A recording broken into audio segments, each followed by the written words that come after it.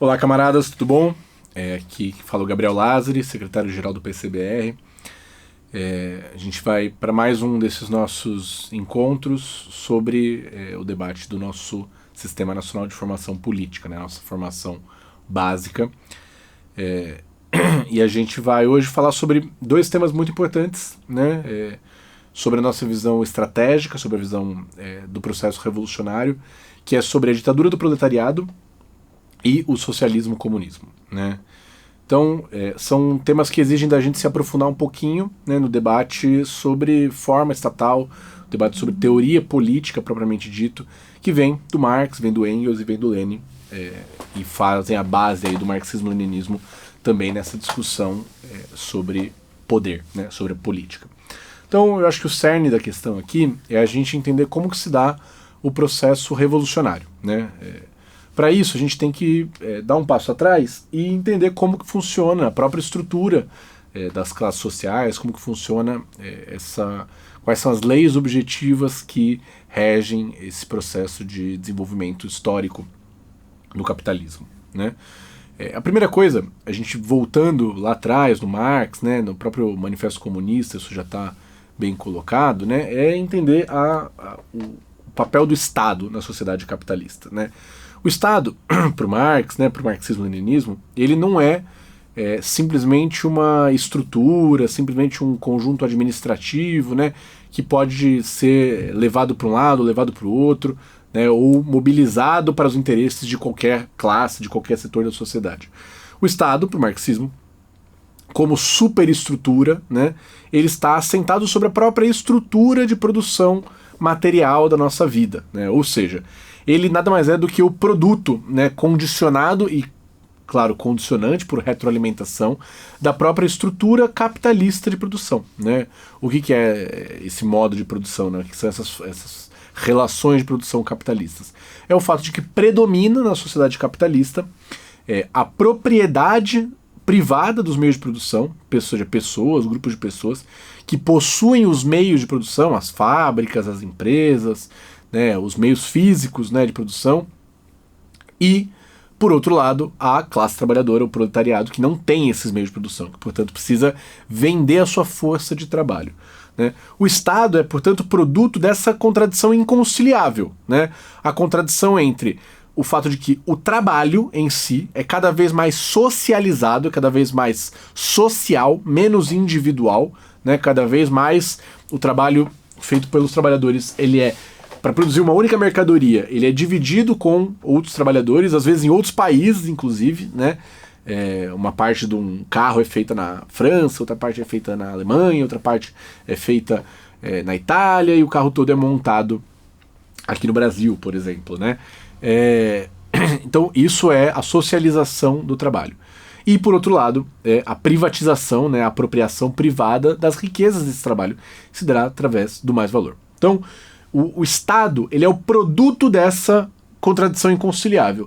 E ele vai ajudar a reproduzir essa contradição, vai ajudar a reproduzir esse estado de coisas, esse modo de produção capitalista, independentemente de quem estiver no governo, né? A própria estrutura, o caráter de classe do Estado é esse. Quando a gente fala, portanto, em construção do socialismo, em revolução socialista, a gente já pode, de cara, se afastar de uma série de compreensões, né, que a gente vai chamar de reformistas, que acha que é possível, por dentro do Estado, fazer reformas que vão potencializar e vão levar, em algum momento, à mudança dessa própria estrutura, né?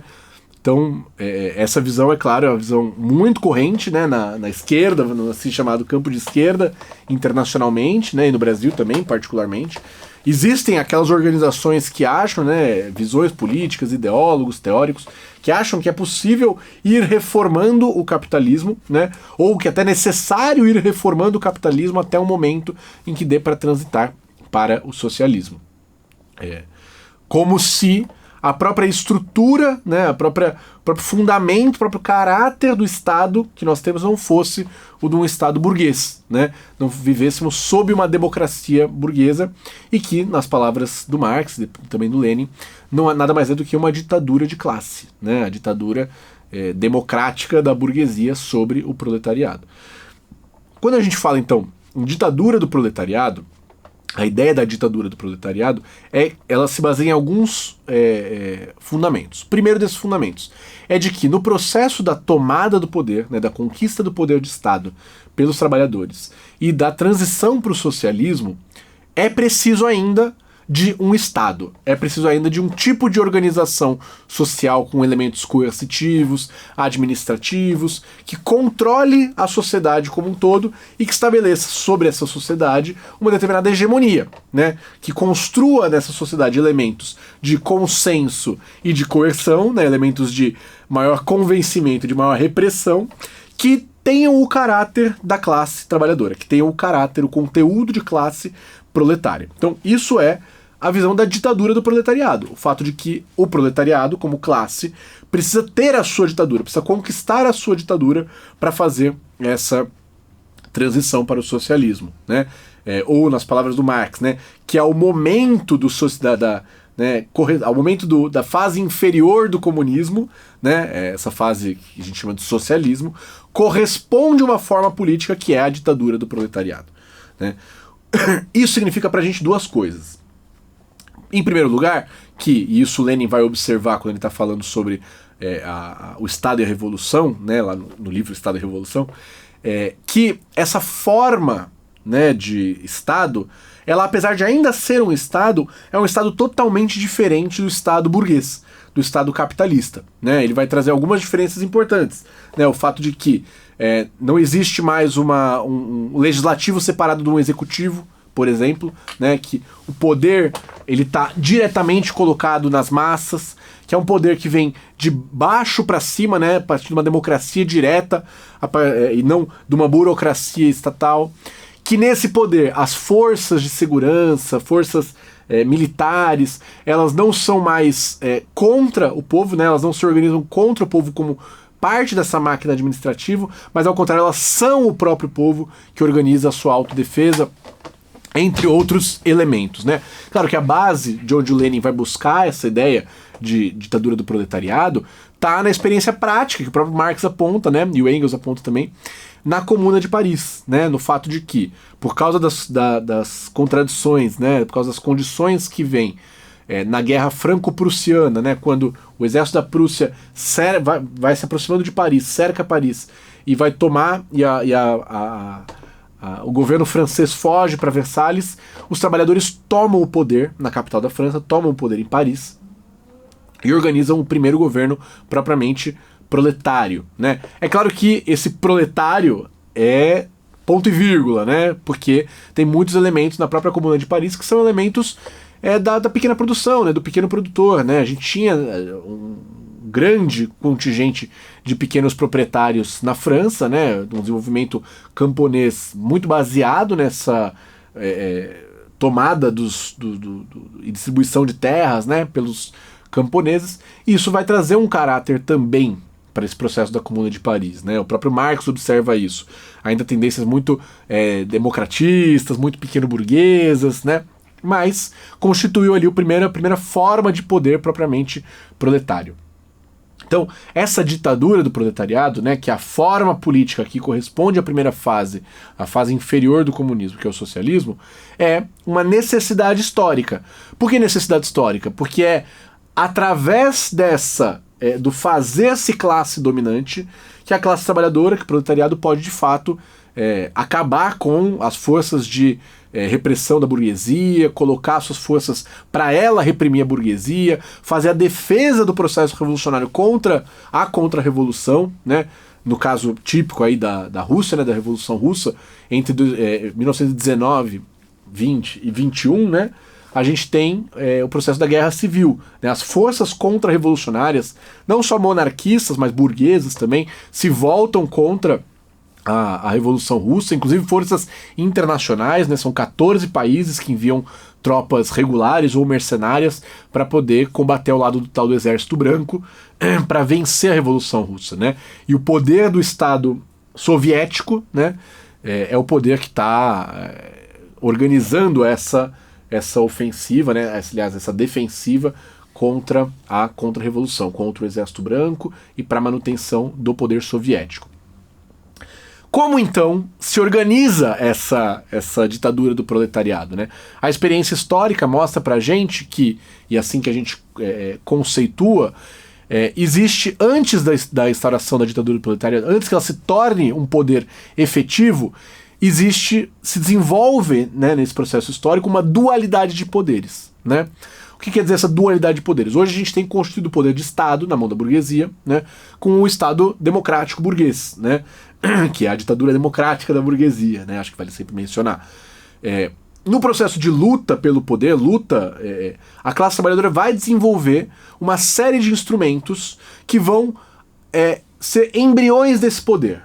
Então vamos chegar lá. Então, o que são esses instrumentos? São formas de organização e controle da sociedade, e controle do dia a dia da sociedade mesmo, assim, controle da distribuição de alimento, controle da produção nas fábricas, né, que a gente diz que, quando se consolida como poder, né, nas resoluções do nosso 17º Congresso, quando se consolida esse poder em oposição ao poder da burguesia, um poder organizado democraticamente, vindo das bases, com formas de organização da produção, do controle social, das necessidades básicas da população, das forças armadas, vamos dizer assim, né? Ou seja, do armamento, ele se consolida como um poder popular, né? Um poder que vai ser tanto mais bem sucedido quanto puder arrastar para esse poder, para essas formas de poder, o proletariado puder arrastar outras camadas, né? Então vai ter uma pequena burguesia radical urbana, vai ter setores do campesinato, setores intelectuais, do funcionalismo.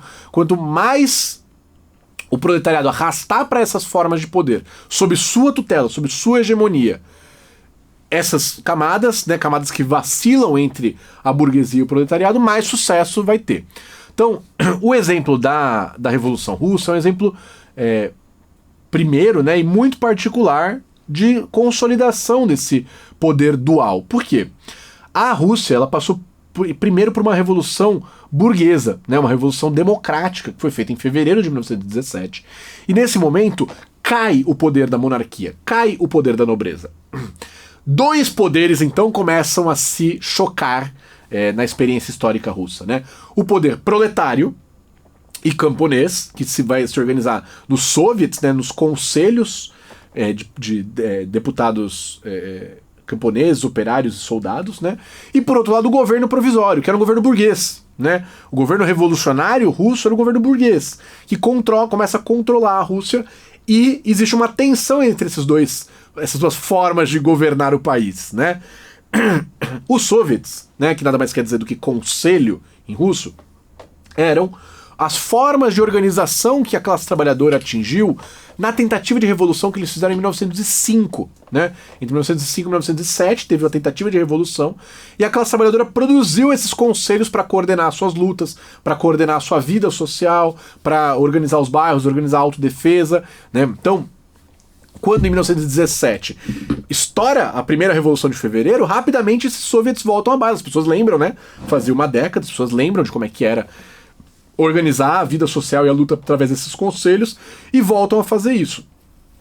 Chega um momento, né, e a Revolução de Outubro é esse momento, né, ela é a Revolução Soviética por causa disso, que os soviets, eles declaram que eles vão governar, né? O Soviet Supremo, que se organizava em Petrogrado, declara que ele vai governar em vez do governo provisório.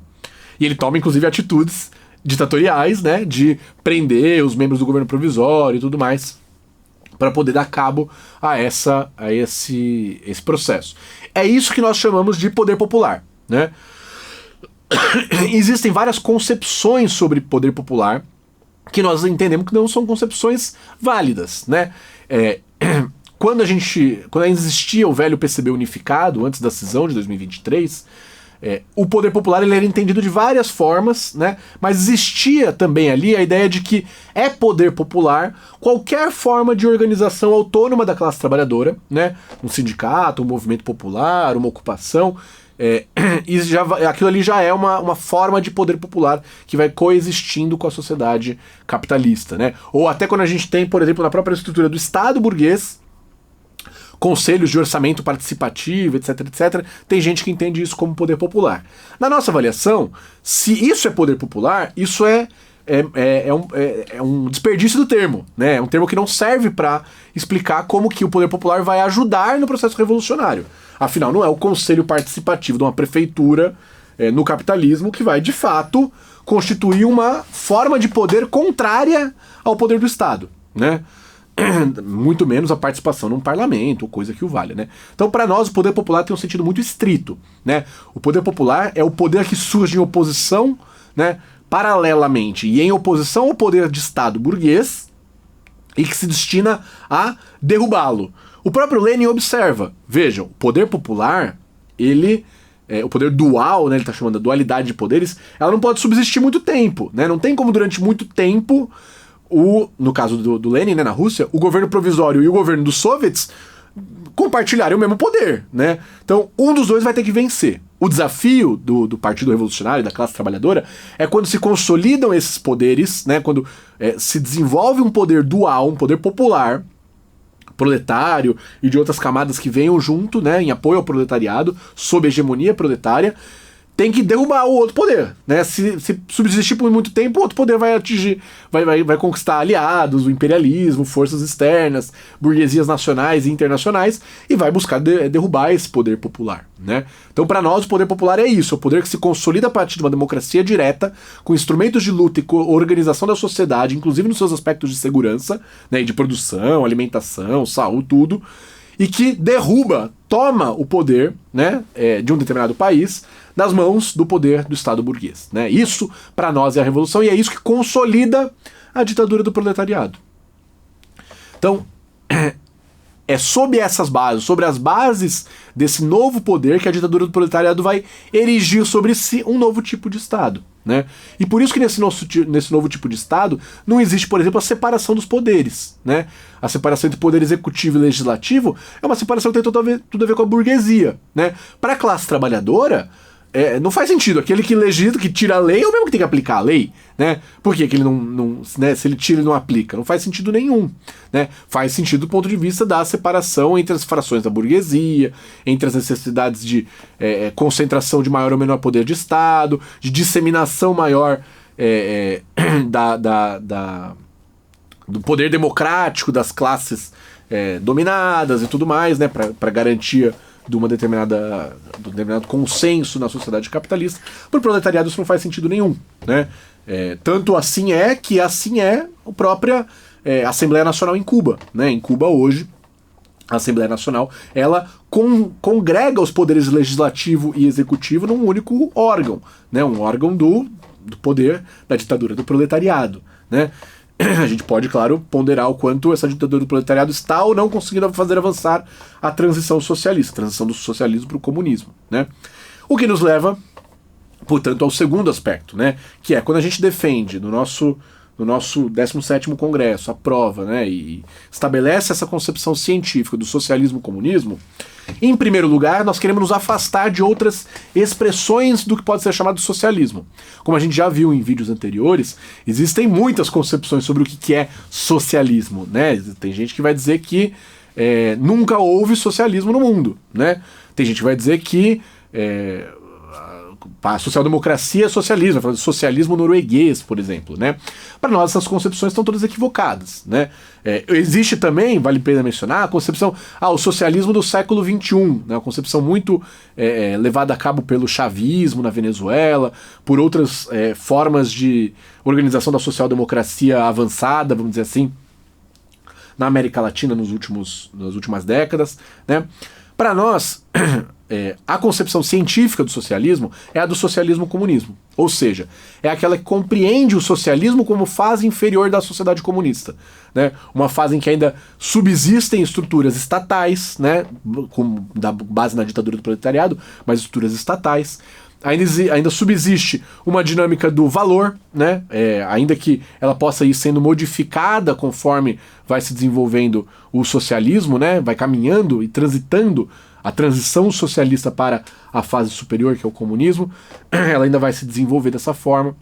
Mas o centro da questão está no fato de que a consolidação dessa forma de governo, dessa forma estatal da ditadura do proletariado, tem como base modificar as relações de produção naquela sociedade, né? A primeira das relações de produção, a mais óbvia, é a socialização dos meios de produção, né? O fato de que, na sociedade em transição para o socialismo, não é possível manter os meios de produção nas mãos privadas, né? Por isso que experiências que vão revertendo essa socialização, né? A experiência soviética tem um momento de incapacidade, né, de socializar toda a produção, faz a nova política econômica, né, dá poderes à burguesia e depois busca reverter isso, busca socializar forçosamente, inclusive, no caso da agricultura, toda a produção. Ela socializa toda essa produção mais ou menos até os anos 60, e aí, na gestão do Khrushchev, começam novas aberturas de mercado. Um caso parecido aconteceu na Iugoslávia. A Iugoslávia também criou uma determinada competição entre empresas cooperativadas, mas que mantinham uma determinada propriedade cooperativada de mercado, né? O caso da China, né? Hoje também a China tem uma vasta parte aí da sua produção cotidiana de riquezas que é feita nas mãos do capital privado, né? E outras experiências também socialistas fizeram essa abertura novamente para o mercado. O que a gente, necessariamente uma abertura dessa acaba naquele momento com o socialismo no país? Não. Mas ela volta a trazer contradições entre a apropriação privada da riqueza produzida e a socialização do trabalho, né? Essas contradições elas levam necessariamente, se não combatida, se não buscada superar de outra forma, como foi, por exemplo, na socialização forçosa feita na União Soviética depois da NEP, elas levam ao surgimento de uma burguesia, né? O quanto tempo essa burguesia vai demorar para se organizar ou não, outros 500, né? Se ela vai poder, se o Estado vai impedir, né? Isso é outra questão. Mas o fato é que essas reformas, elas aumentam o poder da burguesia, inclusive internacional, né? Sobre a classe trabalhadora, né? E que impedir esse retrocesso nas relações socialistas de produção é também uma forma de garantir o desenvolvimento da sociedade socialista para o comunismo, né? Então, quando a gente fala nesses dois aspectos, né? O aspecto da ditadura do proletariado como forma de organização do poder, né? E o socialismo e o comunismo como um processo de transição que tem que ser feita mais rapidamente possível, né? Mais ininterruptamente possível entre a sociedade que acaba de tomar o poder do proletariado e a sociedade comunista, né? Que só vai ser atingida quando em escala global, né? Isso é muito importante a gente entender. São as questões que estão colocadas, né? E isso difere muito da gente poder criar uma determinada aliança de classe dentro de uma ditadura do proletariado com ou sem subordinação, né? Então, vou dar um exemplo, né? Quando o reformismo na Venezuela, né, fala em socialismo do século XXI, eles estão dizendo que é possível de alguma forma se aliar a um determinado setor da burguesia, né, para poder desenvolver sei lá quais forças produtivas dentro da Venezuela de hoje, né? Considerando que não está se desenvolvendo, né? Nenhum tipo de industrialização, nenhum tipo de independentização da sua máquina produtiva. Ao contrário, existem laços cada vez mais fortes da própria produção petrolífera com o imperialismo, né? Com os próprios Estados Unidos, mas também com países da África, com a Rússia, com a China. A gente consegue perceber o quanto essa perspectiva diverge, né? Quando a gente fala na ditadura do proletariado e na transição do socialismo para o comunismo, a gente, em primeiro lugar, não está falando puramente no desenvolvimento de forças produtivas, no desenvolvimento capitalista daquele país. Ao contrário, o que a gente está falando é de um processo de substituição, de modificação das próprias bases produtivas, de modificação cada vez maior entre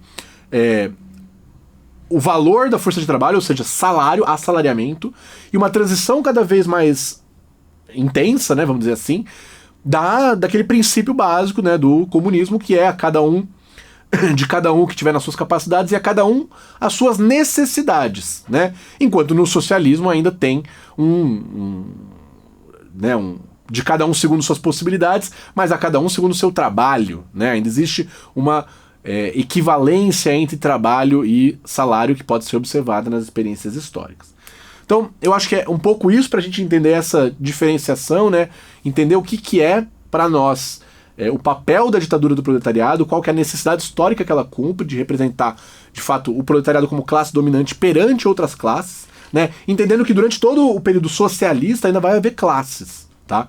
Isso é muito importante. E entendendo por que, por outro lado, nós recusamos a perspectiva anarquista, né, de dizer que dá para abolir o Estado, dá para simplesmente modificar da noite para o dia, né, as relações institucionais, as relações de poder na sociedade, para que não haja mais esse poder organizador na sociedade.